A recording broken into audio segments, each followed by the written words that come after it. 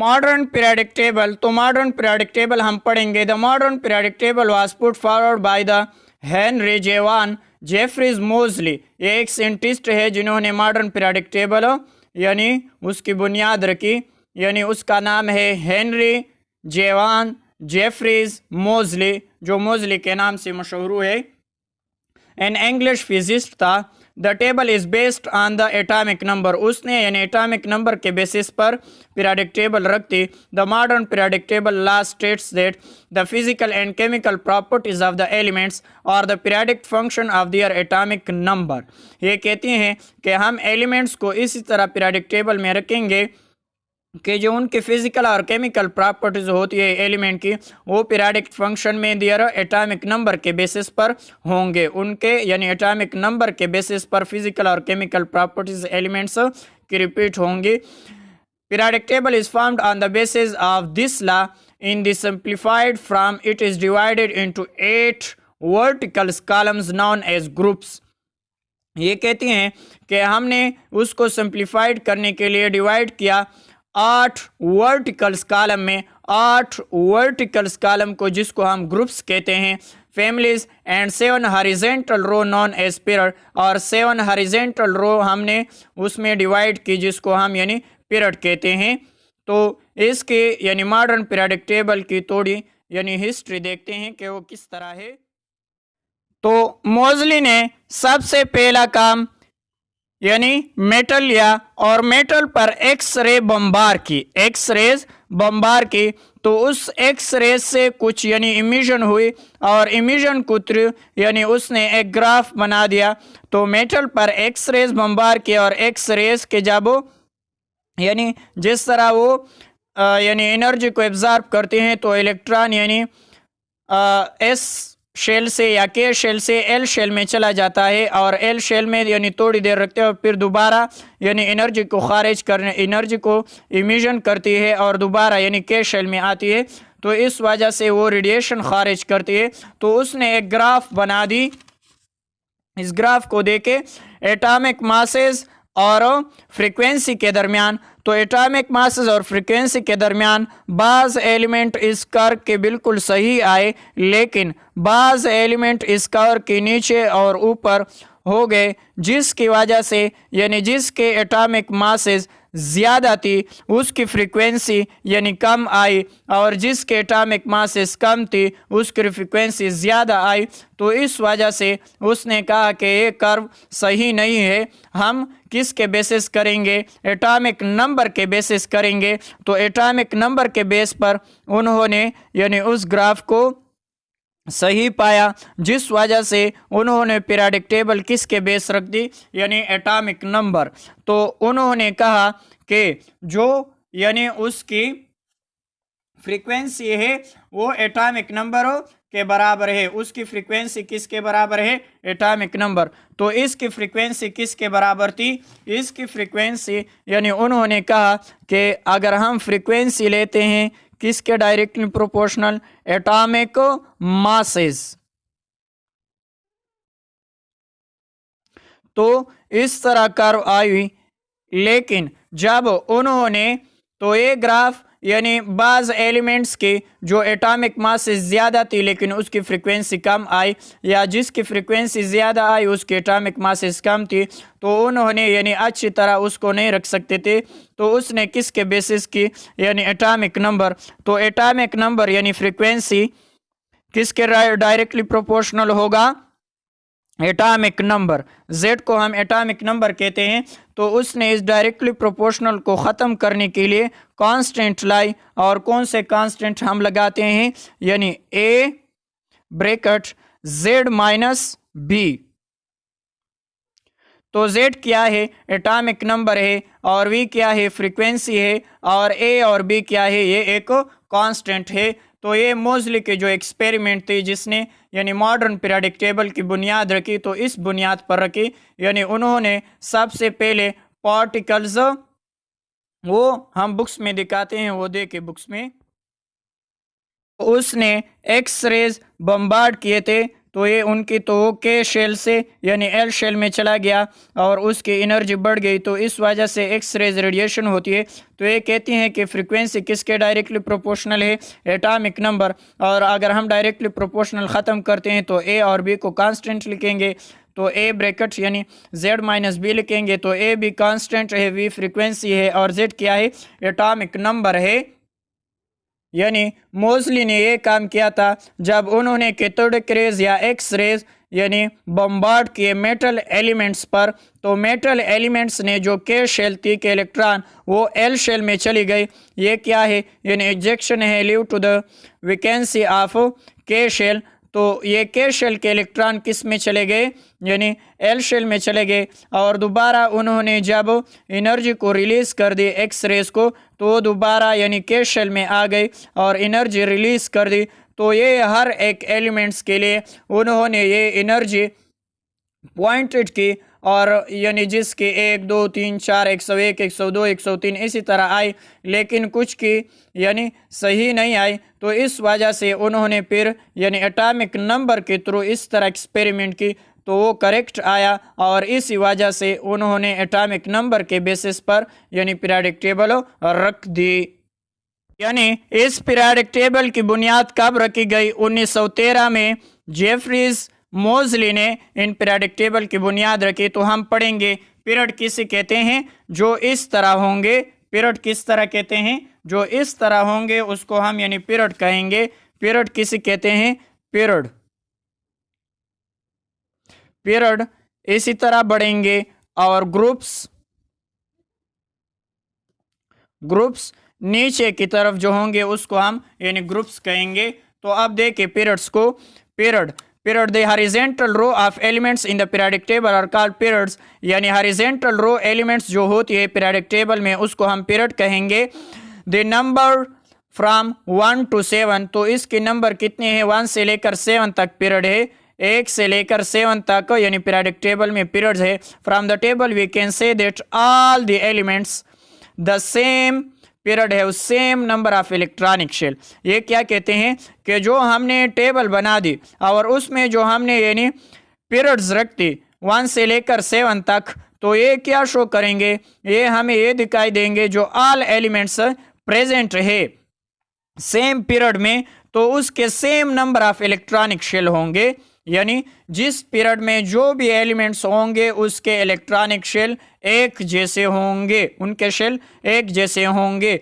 The first second and third period the number shell is, यानी first period के 1 shell होंगे, second period के 2 होंगे, थर्ड पीरियड के 3 शेल होंगे रिस्पेक्टिवली। इसी तरह तो आप ग्राफ में देखें, फर्स्ट पीरियड की यानी 1 शेल होगी, सेकेंड पीरियड के 2 शेल होंगे और थर्ड पीरियड के यानी 3 शेल होंगे। और इसी तरह आप पीरियड में आगे जाएं तो यानी उनमें सिर्फ 3 शेल होंगे, 3 से ज़्यादा नहीं होंगे। तो ये पीरियड क्या शो करेंगे, नंबर ऑफ शेल को शो करेंगे। 3 पीरियड में है, तीसरे पीरियड में तो उनमें यानी 3 शेल होंगे, फोर्थ में है तो उनमें यानी 4 शेल होंगे।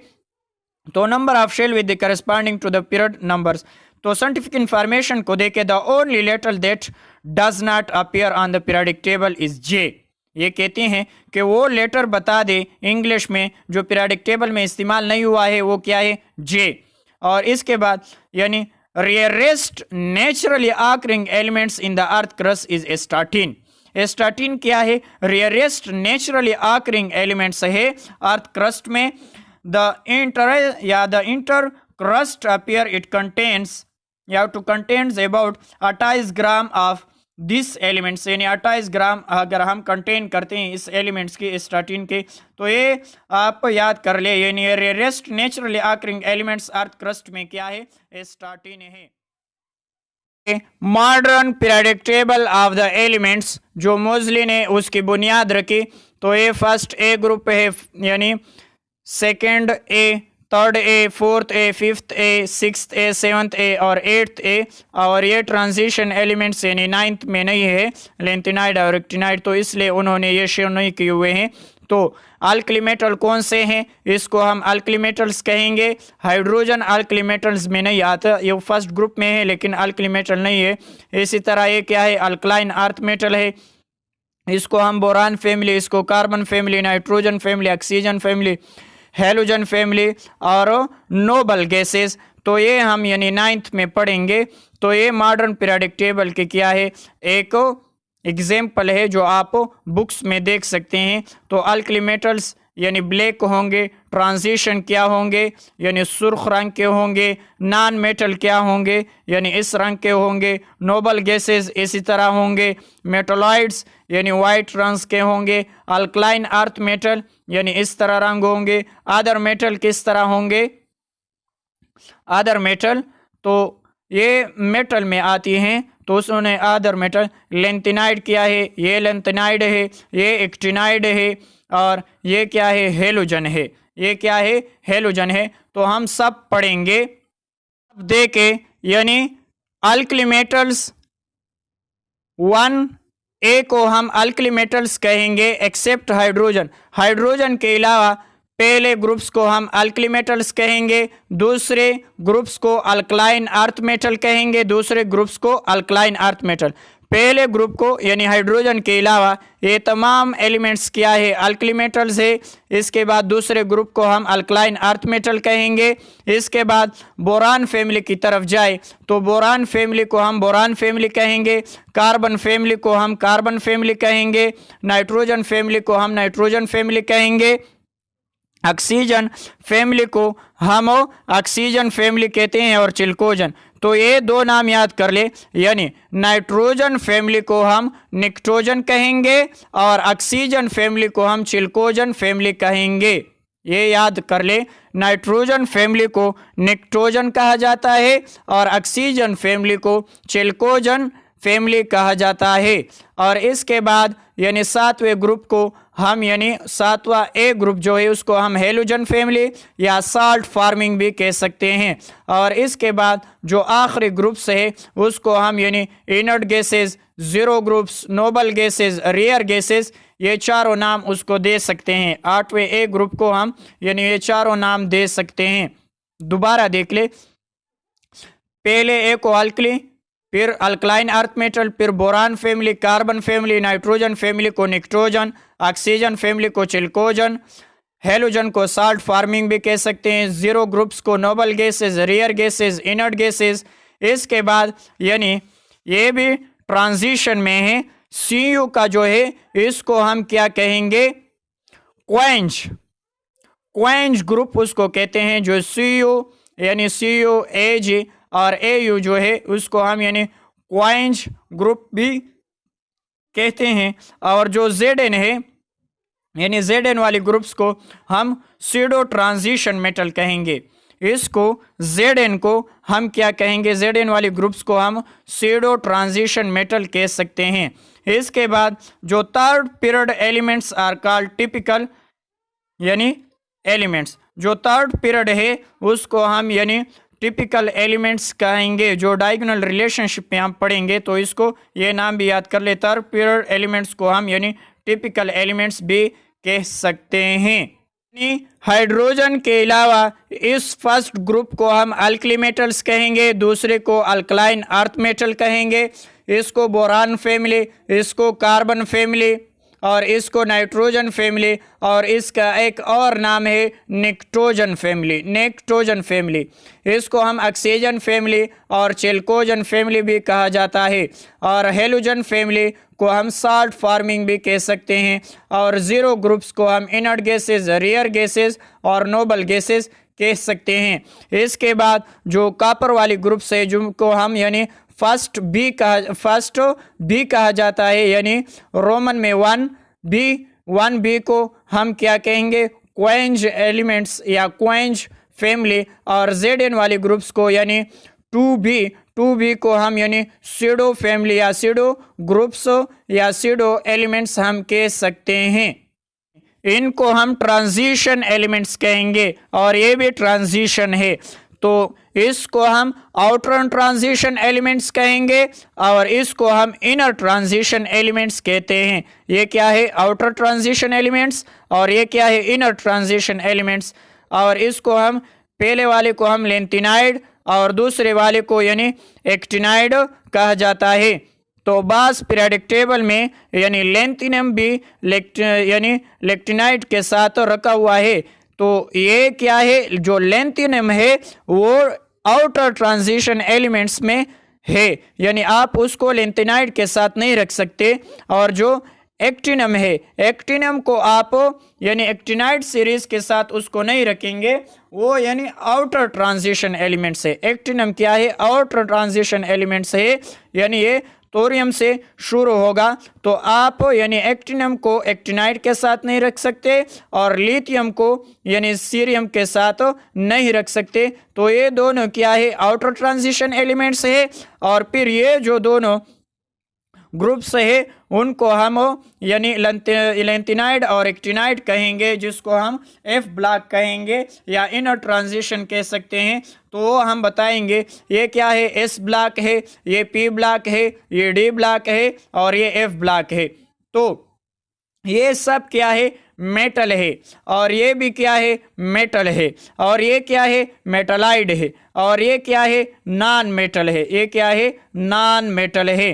तो बाज बुक्सों में यानी बोरान भी क्या है, नॉन मेटल है, यानी अक्सर बोरान नॉन मेटल में शुमार होता है। और जो प्लूटोनियम है, प्लूटोनियम को वो मेटल के साथ शुमार करते हैं, प्लूटोनियम को वो मेटल के साथ शुमार करते हैं। तो हम पढ़ेंगे कि कौन सा। तो इस पीरियोडिक टेबल को याद करने के लिए हमने थोड़े न्यूमेरिक्स कोड्स लिखे हुए हैं, वो हम बताते हैं कि वो किस तरह होगा।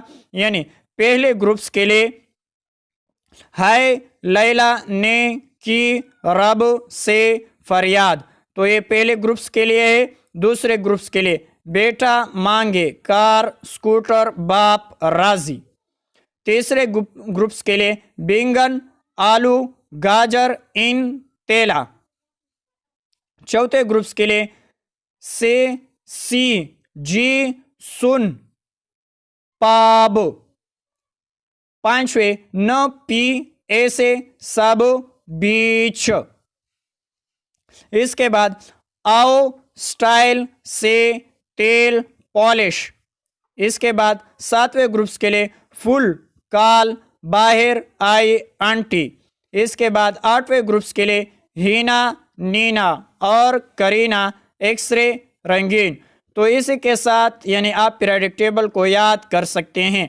यानी हाय से हाइड्रोजन, लैला से लिथियम, ने से सोडियम, के से पोटाशियम, रब से रुबिडियम, से सीजियम यानी और फरियाद से फ्रांशियम। तो आप यानी इस न्यूमेरिक कोड के ज़रिए उसको याद कर सकते हैं। पहले ग्रुप्स के लिए ये, दूसरे ग्रुप्स के लिए ये, तीसरे ये सिर्फ यानी ए वाले ग्रुप्सों के लिए है, बी वालों के नहीं, जो 9th में पढ़ते हैं और 9th के लिए जो ज़रूरी है ये उनके लिए। ठीक है, इसमें थोड़े फासले पर था हाय लैला ने की रब से फरियाद। तो ये पहले ग्रुप्स के लिए। दूसरे ग्रुप्स के लिए बेटा मांगे कार स्कूटर बाप राजी। तीसरे बैंगन आलू गाजर इन तेला। से सी जी सुन बाप। न पी ऐसे सब बीच। आओ स्टाइल से तेल पॉलिश। फुल काल बाहर आई आंटी। हीना नीना और करीना एक्सरे रंगीन। तो इसी के साथ आप इसको यानी आसानी के साथ इसको याद कर सकते हैं। यानी इस पीरियोडिक टेबल को एस और पी ब्लॉक्स वाले को आप आसानी के साथ याद कर सकते हैं। ये भी दोबारा देख ले, यानी 1A को अल्कली मेटल एक्सेप्ट हाइड्रोजन, दूसरे को अल्कलाइन अर्थ मेटल, तीसरे को बोरान फैमिली, तीसरे को कार्बन फैमिली, पांचवें ए को नाइट्रोजन फैमिली और निट्रोजन भी कहा जाता है, और छठवें ए को आप ऑक्सीजन फैमिली और चिल्कोजन, हेलोजन यानी सातवें ए को हेलोजन और साल्ट फार्मिंग, 08वें ग्रुप्स ए को आप zero groups noble gases, rare gases, inert gases. इसके बाद फर्स्ट बी को आप क्वेंज जो CO AG और जो गोल्ड है कापर सिल्वर और गोल्ड, और इसके बाद जो जिंक है यानी सेकेंड बी वाले उसको हम सीडो ट्रांजिशन मेटल कहेंगे, उसको हम यानी सीडो ट्रांजिशन, इसको आप सीडो ट्रांजिशन एलिमेंट्स कहेंगे और इसको आप यानी क्वाइंज मेटल कह सकते हैं। और जो थर्ड पीरियड है यानी थर्ड पीरियड को आप क्या कह सकते हैं, थर्ड पेयर को आप टिपिकल एलिमेंट्स भी कह सकते हैं। मैं बताता हूँ, जो रेडियोएक्टिव एलिमेंट्स है फ्रांशियम और रेडियम है, यानी एस ब्लॉक में फ्रांशियम और रेडियम क्या है, रेडियोएक्टिव एलिमेंट्स है। लिक्विड एलिमेंट्स कौन से हैं, यानी सीजियम और फ्रांशियम है। फ्रांशियम और सीजियम क्या है, यानी ये क्या है, लिक्विड फॉर्म में पाया जाता है। और सीजियम की जो मेल्टिंग पॉइंट है 28.44 डिग्री सेंटीग्रेड है। ठीक है, टोटल एलिमेंट्स कितने हैं इस ब्लॉक में, 14। तो ये गिन ले, 1 2 3 4 5 6 7 8 9 10 11 12 13 और एक हीलियम, 14। तो टोटल एस ब्लॉक में कितने एलिमेंट्स हैं, 14। गैसेस कितने हैं, हाइड्रोजन और हीलियम सिर्फ गैसेस हैं। इसके बाद 10 एलिमेंट्स क्या हैं, बाकी जो 10 एलिमेंट्स बच गए वो क्या है, यानी सॉलिड फॉर्म में है। तो यानी 2 ये चले गए गैसेस और 2 लिक्विड चले गए, बाकी 10 बाकी है, वो क्या है, यानी सॉलिड है। इसके बाद alkali metal stored in kerosene oil, हम केरोसिन ऑयल में अल्कली मेटल्स को स्टोर कर सकते हैं, यानी हाइड्रोजन के अलावा अल्कली मेटल्स को हम यानी केरोसिन में स्टोर करेंगे। लेकिन जो यानी अल्कलाइन अर्थ मेटल में यानी अल्कलाइन अर्थ मेटल में बाद में पढ़ेंगे, यानी सिर्फ अल्कली मेटल में जो लिथियम है वो हम वैक्सेस में स्टोर करेंगे, उसको हम यानी केरोसिन में स्टोर नहीं कर सकते। यानी अल्कली मेटल में जो लिथियम है उसको हम यानी वैक्सेस में स्टोर करेंगे। इसके बाद all metal is soft in nature, यानी जो एस ब्लॉक के कितने भी एलिमेंट्स है वो क्या है, सॉफ्ट इन नेचर है। लिक्विड रेडियोएक्टिव एलिमेंट्स कौन सा है, फ्रांशियम।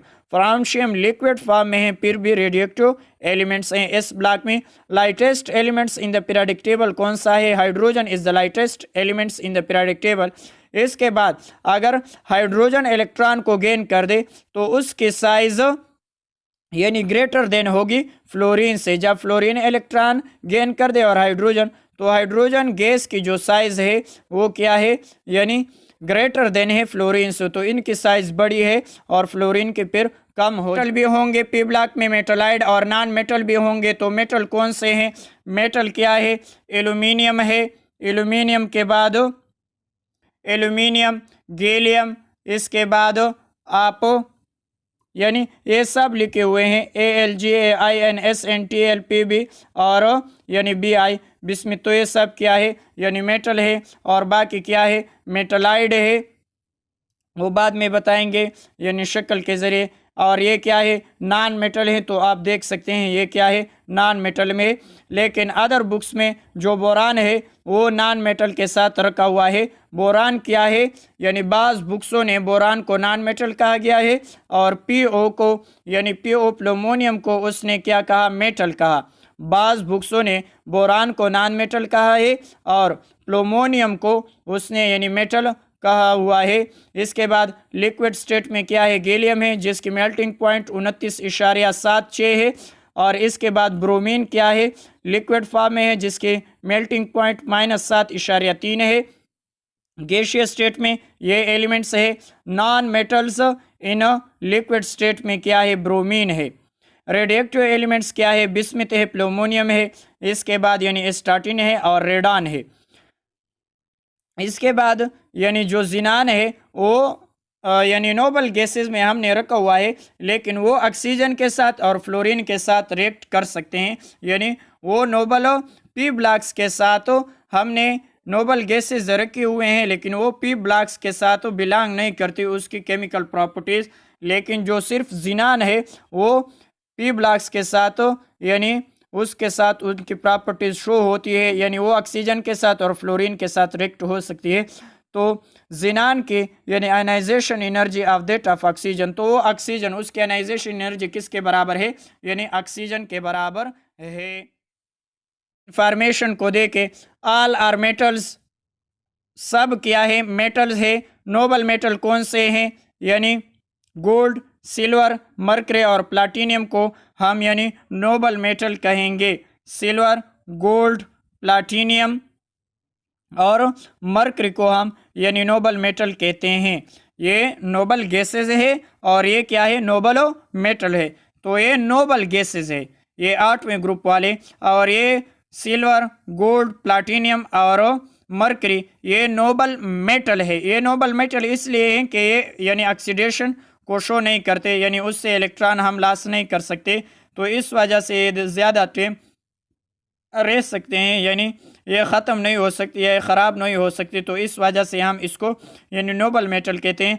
बाकी मेटल यानी वो इलेक्ट्रॉन को जल्दी दे सकती हैं, यानी उनकी ऑक्सीडेशन स्टेट क्या होती है, ज़्यादा होती है, वो यानी इलेक्ट्रॉन को जल्दी से लॉस कर सकते हैं। लेकिन जो गोल्ड है, सिल्वर है, मरकरी है और प्लाटिनियम है, इसको हम नोबल मेटल में रखेंगे। इसके बाद यानी जो ट्रांजिशन एलिमेंट्स है ये बतौर कैटलिस्ट इस्तेमाल होती हैं।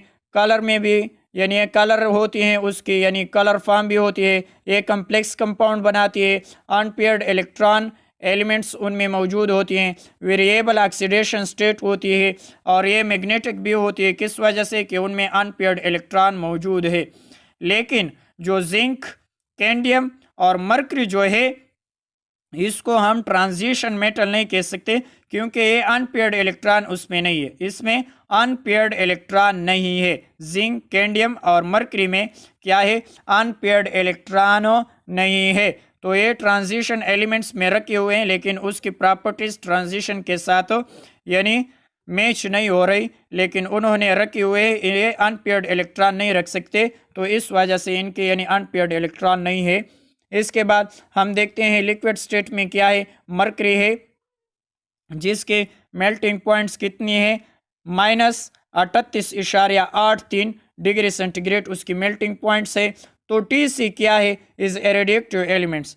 टी क्या है जो 43 नंबर के, वो रेडिएक्टिव एलिमेंट्स है, वो रेडिएक्टिव एलिमेंट्स है, और वो बाई प्रोडक्ट के ज़रिए यानी और चीज़ साइंसदान बन रहे थे, तो और चीज़ बनने के बाद यानी एक ये आई जिसको उन्होंने यानी एक नाम दिया, जिसको हम यानी टिकीनियम या टिचीनियम आप कह सकते हैं। तो ये टिचीनियम बाई प्रोडक्ट उसे आई, और ये फर्स्ट आर्टिफिशियली डिस्कवर्ड एलिमेंट्स है। सबसे पहले आर्टिफिशियली डिस्कवर्ड कौन सा एलिमेंट्स हुआ, ये टिक्टीनियम। तो टिक्टीनियम क्या है, ये भी क्या है, रेडिएक्टिव एलिमेंट्स है, और फर्स्ट आर्टिफिशियली एलिमेंट डिस्कवर्ड है, और ये बाई प्रोडक्ट के ज़रिए यानी हासिल हुई, यानी बाई प्रोडक्ट के ज़रिए।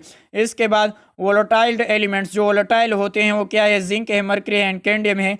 जिंक इज़ द यानी एम्फोटेरिक एलिमेंट्स भी है, जिंक क्या है, एम्फोटेरिक एलिमेंट्स है, इस तरह और भी एलिमेंट्स है। प्लाटिनियम क्या है, यानी 5D में वो भी स्टेबल है। उसके जो आप प्लाटिनियम को देखें तो प्लाटिनियम को हम नोबल मेटल इसलिए कहते हैं कि वो 5D में भी क्या है, स्टेबल है, लेकिन यानी उसके अनपेयर्ड इलेक्ट्रॉन मौजूद है, फिर भी वो स्टेबल हालत में है, इस वजह से हम इसको यानी नोबल मेटल कहते हैं। इसके बाद टंगस्टन 4D में स्टेबल है। टंगस्टन को आप देखें, टंगस्टन किधर है, W टंगस्टन 74 में। तो ये टंगस्टन क्या है, यानी स्टेबल है, इसकी 4D है, यानी अगर उसकी D5 हुई तो क्या होगा, स्टेबल होगा, लेकिन फिर भी वो 4D में स्टेबल है। हाईएस्ट मेल्टिंग पॉइंट्स भी टंगस्टन के है, सबसे हाईएस्ट मेल्टिंग पॉइंट टंगस्टन के है। मोस्ट मिलेबल एलिमेंट्स क्या है, मरकरी है। गोल्ड पॉलिश क्या है, RH है, RH को हम यानी गोल्ड पॉलिश, जिसको हम रोडियम कहते हैं, और रोडियम को हम यानी गोल्ड पर पॉलिश करा सकते हैं, उसकी यानी ड्यूरेबिलिटी बहुत ज़्यादा है। मैक्सिमम इलेक्ट्रॉन एफिनिटी क्या है, गोल्ड है, AU को हम यानी मैक्सिमम इलेक्ट्रॉन एफिनिटी है। मैक्सिमम डेंसिटी किसकी है, यानी इरिडियम को, तो इरिडियम की यानी मैक्सिमम डेंसिटी है जो 77 नंबर पर पड़ा हुआ है। मैक्सिमम ऑक्सीडेशन स्टेट किसकी है, ऑस्मियम जो 76 पर है, उसकी यानी मैक्सिमम ऑक्सीडेशन स्टेट है, जो 8 इलेक्ट्रॉन को यानी लॉस कर सकते हैं। F ब्लॉक एलिमेंट्स को देखें तो ऑल मेटल्स हैं, F ब्लॉक वाले तमाम मेटल है, और PM क्या है, रेडिएक्टिव है लेंथिनाइड में। PM जो 61 नंबर पर पड़ा हुआ है उसको हम क्या कहेंगे, यानी रेडिएक्टिव एलिमेंट्स, और बाकी नॉन रेडिएक्टिव है। और जो एक्टिनाइड है वो सब क्या है, रेडिएक्टिव एलिमेंट्स है। लेंथिनाइड में सिर्फ PM क्या है, रेडियोएक्टिव है, और एक्टिनाइड में सम रेडियोएक्टिव है।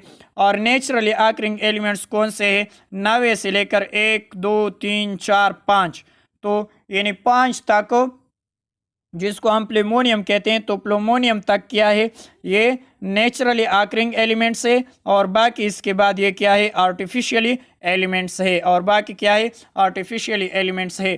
तो इस ब्लॉक के लिए जो यानी अबव प्रिंसिपल इलेक्ट्रॉनिक कन्फिग्रेशन किस तरह होगी, 1s1 भी हो सकता है और 1s यानी ns2 भी हो सकता है। इस ब्लॉक के लिए ns1 और ns2 भी हो सकता है। पी ब्लॉक के लिए ns2 और np 1 से लेकर 6 तक हो सकती है। डी ब्लॉक के लिए कौन सा फार्मूला है, ns2 होगा n-1, डी 1 से लेकर 10 तक होगा। इसके बाद एफ ब्लॉक के लिए ns2 होगा n-1 होगा, डी को 0 से लेकर 2 तक, और n-2 एफ 1 से लेकर 14 तक हो सकती है। तो ये इलेक्ट्रॉनिक कन्फिग्रेशन है एस और पी ब्लॉक के लिए। तो इलेक्ट्रॉनिक कन्फिग्रेशन ये मैं थोड़ी यानी इंफॉर्मेशन बता दूं। एस ब्लॉक के लिए यानी एस यानी ns1 भी आ सकता है पहले ग्रुप्स के लिए, दूसरे ग्रुप्स के लिए ns2 आएगा, पहले ग्रुप्स के लिए ns1, दूसरे ग्रुप्स के लिए ns2। पी ब्लॉक में देखें, इसके लिए ns2 np1 आएगा, इसके लिए ns2 np2 आएगा, इसके लिए ns2 np3 आएगा, इसके लिए ns2 यानी np4 आएगा, इसके लिए ns2 np5 आएगा, इनके लिए ns2 np6 आएगा। ठीक।